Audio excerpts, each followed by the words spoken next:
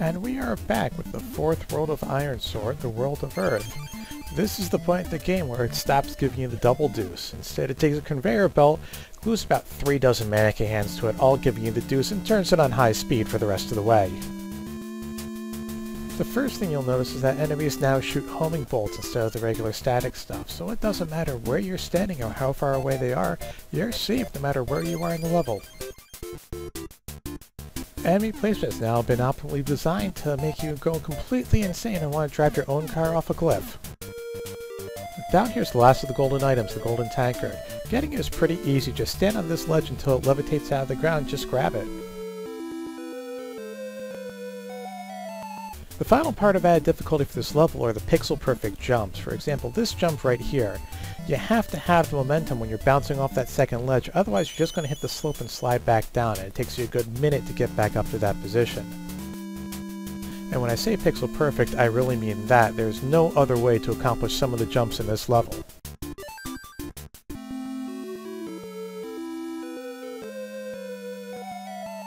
The Dragon Tooth spell is a really awesome spell. It will turn all enemies and bullets on screen into pieces of food, so it's great if you need a real quick life recharge.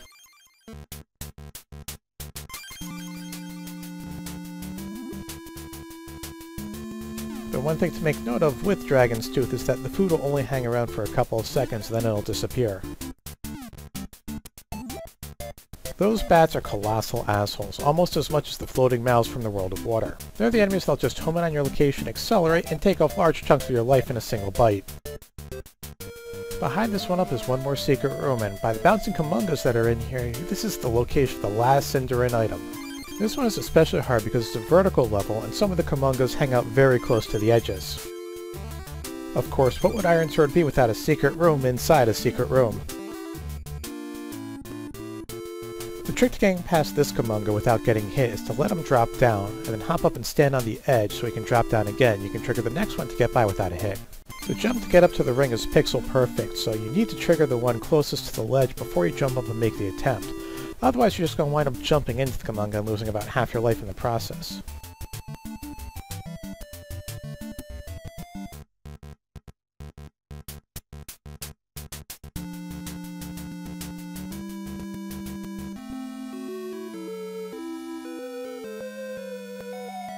And now we've collected all 4 Cinderin items, and what do we get out of it? No, really nothing more than an overwhelming sense of accomplishment. But I do suppose that if you made a $1 million bet with one of your buddies they could get all 4 items in one go, you can now collect that and take that nice Caribbean vacation you always wanted.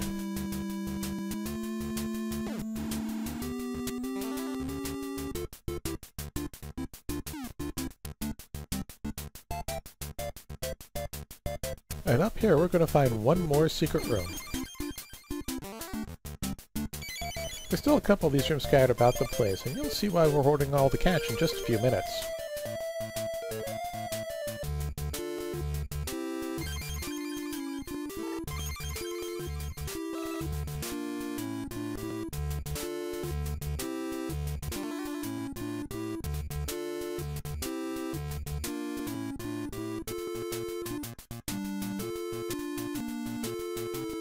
Any pieces of meat that are fatter than normal you want to avoid. Those things are poison, they're going to stun you, and they're going to take off some of your life.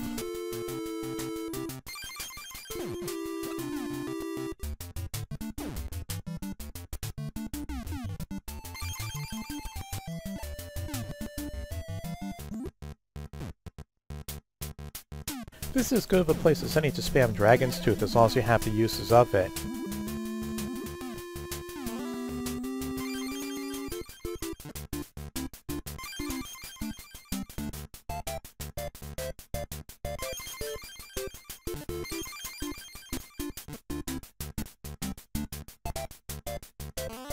We're going to head back over to the left now, but we're not going back to the beginning of the stage, so we're going to take a little detour to the top.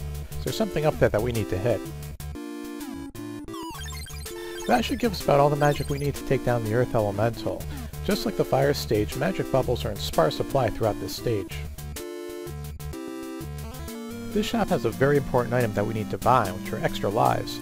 We can afford 2 of them at this point, though I suppose if we didn't buy the Diamond Sword in 2 stages ago, that we could afford a 3rd one. Or if you want to spend a little bit of your time just gambling. The chest over here, there's no point in buying a key to open it up. All it contains is a simple longsword. It's about the same length as the diamond sword, but it's not any more powerful. So no need to open up that chest unless you skip buying the diamond sword in stage 2.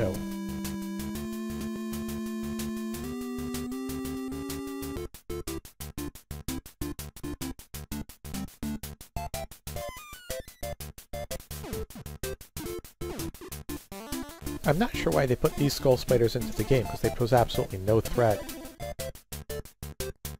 Now, could you imagine the kind of backtracking you'd have to do if you didn't get the golden tankard at the beginning of the stage?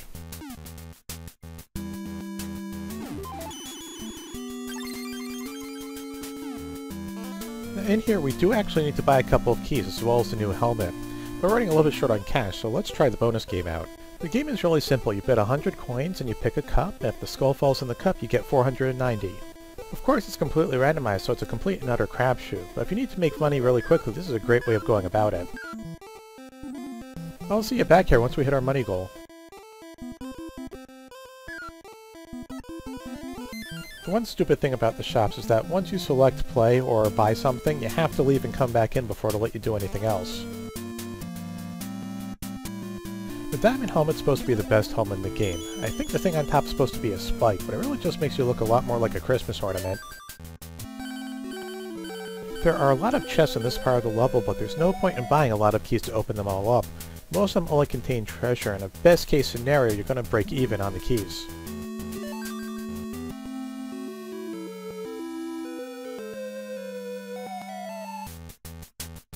Jumps like this are really a pain, because you need to have the right amount of momentum, and you need to hit the jump button with just the right amount of pressure, otherwise you're going to keep bouncing off of ceilings and slopes.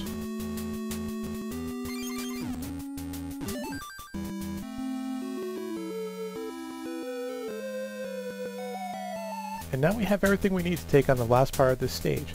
All that's left to do is just do a little bit of cleanup, pick up some more money, and one more item.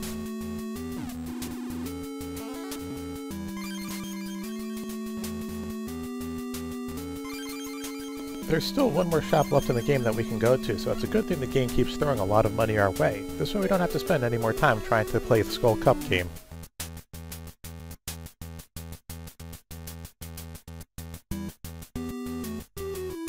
If you want to get to the secret room that's on the right side, you really need to go through that chest, so hopefully you have an extra key. We're still going to need one more for one final chest.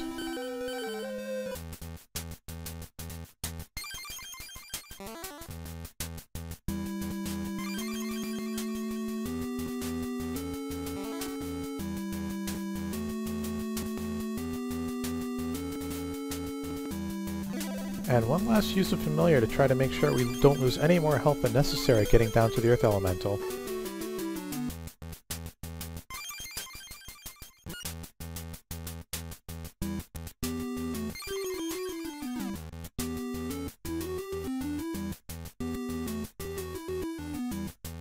And this section's the bottom chest that we want, not the top one.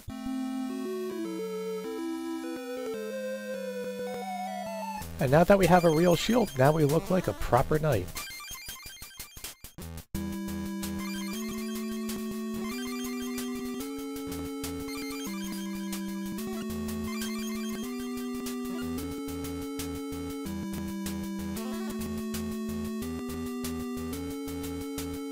And this is why I don't use the familiar spell on the first stage. Grunt's great interference for us.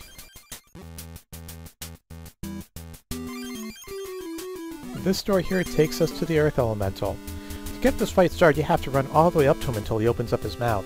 A couple ways you can go about this fight. You can run right up to the Elemental and just start shooting him in the mouth, which is his weak point, but you're going to lose a lot of lives really quickly that way. You can also stand back, jump, and cast your spell, but then you gotta pray that you actually hit him in the mouth. You're going to waste more magic doing that than anything else. The best way to take out this Elemental is to take advantage of a bug in the game. You stand in this spot and fire upward, and it'll register the shots hit the Elemental in the mouth, so you're perfectly safe, and you don't have to worry about losing any more lives.